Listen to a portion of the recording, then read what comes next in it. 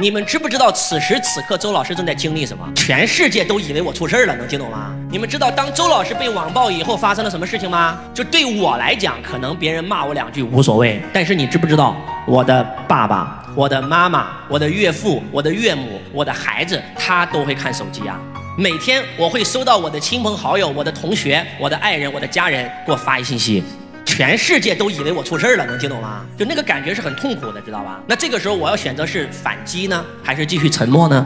正在这个时候，然后我就突然看到了电影院上映的一部电影，就是讲专门关于网暴的，我就马上去电影院看，看得我哭得我泪流满面。这个故事讲的是什么呢？讲的是一个女孩在孤儿院长大的，然后她长大以后呢，通过自己辛辛苦苦努力工作赚了点钱。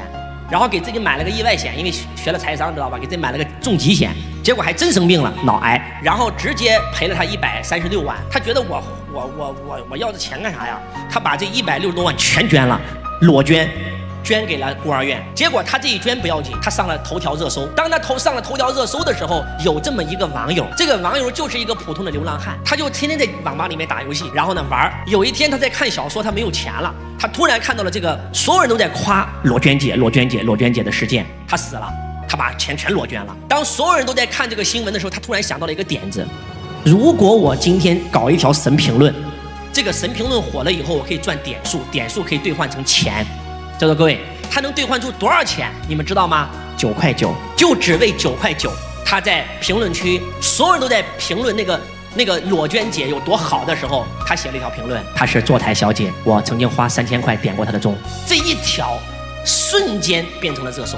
这个女孩已经死了，结果她买了一块墓地，她墓地旁边那个是一个很牛逼的一个企业家弟弟的墓。当这个企业家的这个姐姐去给自己的宠物猫、宠物狗去做清洁的时候，那个清洁员就说了一句话，说你知不知道那个韩露啊，最近很火的那个裸捐姐，她是个坐台小姐。当她说到这儿的时候，那个企业家觉得坐台小姐买到我弟弟旁边太晦气了，他动用自己的人脉和关系，要把这个女的这个墓给她挖出来。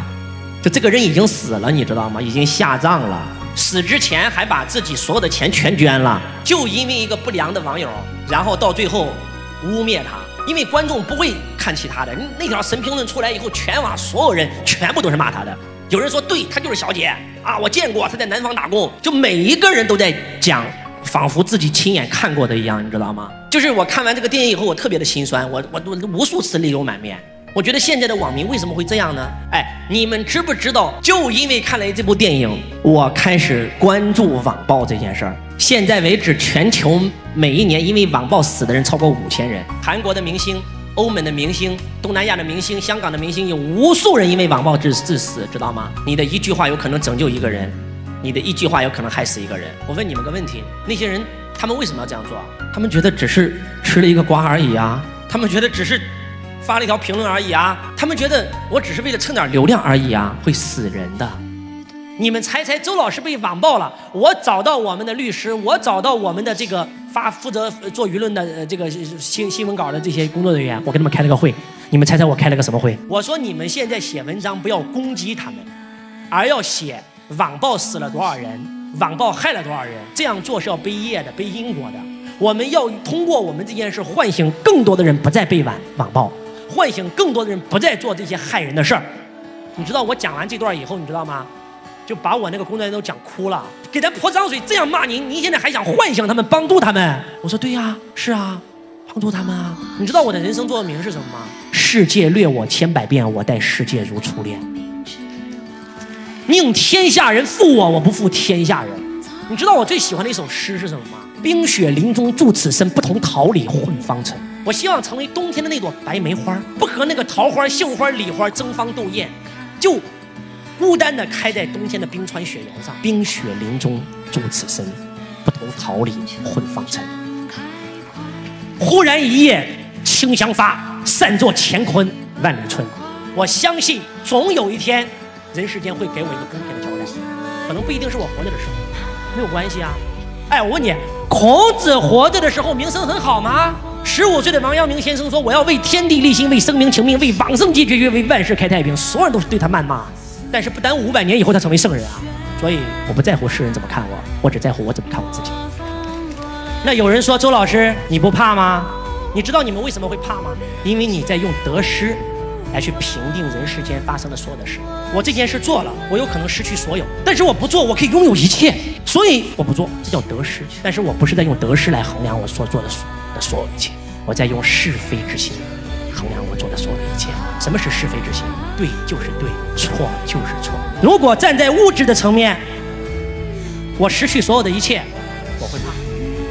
但是如果站在更高的维度，你说那个王阳明当年如果没有被他含冤入狱，被他下了大理寺的诏狱，被他贬到贵州，哪有龙场悟道？哪有心学的诞生啊？哪有圣人的出世啊？你站在这个维度害怕吗？该来的总会来，怕也没有用，那就来吧，因为发生的所有一切都是为了把我给练成，所以就不怕喽。当你用是非之心来代替你的得失之脑的时候，只要你做的这件事是对的，就不怕，不管发生任何的事都不怕，哪怕死也不怕，因为你知道，老子问心无愧。此时此刻的我，要对着历史上所有冒着生命危险传播真理的人，致以最高的致敬，因为我正在做跟他们一样的事儿。生亦何欢，死亦何苦，当生则生，当死则死。我就要讲，这是我的使命。如果不让我讲，我宁可现在就死。孔子问道于老子说：“我的道在何方？”老子说：“世风日下，全是庸主，你应跟我一起隐居啊！你若入世，势必艰险啊！无数人都想弄死你啊！”这个时候，孔子说了一句话：“先生的道在天穹之上，我的道在人间。有些事，总得有人来做。所以，我要终身从事财商教育。虽然这条路很艰辛，虽然这条路很难，虽然这条路会充满了坎坷，但是我觉得值得。特别是从事教育这11年以来，有无数的家庭，有无数的企业，因为周老师的课实现财富自由，实现自动化运营。所以我想告诉我们今天在现场的所有同学，有些事总得有人来做。我没有想过有一天我会成为英雄，但是我不管别人怎么看我，这是我的轨道，这是我的使命。我来到这个世界上的使命就是来演讲，就是来唤醒人的。当我的生命遇到危险的时候，那一刻我穿越了生死，我穿越了恐怖，我真的做到了心无挂碍，无挂碍故，远离颠倒梦想，究竟涅槃。因为无有恐怖，我看到了我是谁，我看到了我的红尘使命。所以恰恰是那件事儿，让周老师真真正正进入了自己的轨道，真真正正进入了自己的使命。从那一刻起，我很清楚，我不再是为自己而讲，我不再是为员工而讲，我要为众生而讲。我想告诉我们今天在现场的所有同学，人世间为什么会有这么多的苦呢？为什么众生皆苦呢？不就是因为迷茫吗？痛苦吗？没有方向吗？没有找到自己的轨道吗？我的课程可以让你找到自己的轨道。为什么我的课程叫财道？财道就是财富轨道，每一个人都有属于自己的财富轨道。你之所以赚不到钱，是因为你没有找到自己的轨道。当你一旦找到你的轨道以后，你整个人生螺旋式上升。而周老师的使命就是希望让众生觉醒。当众生觉醒都能找到自己红尘使命的时候，众生各归其道，各行其事，自行运转，这个世界将会变成美丽的莲花帮。周老师将会带着你开启新的征途，让你找到你自己，让你找到回家的路。死亡不可怕，可怕的是你压根就没有活过。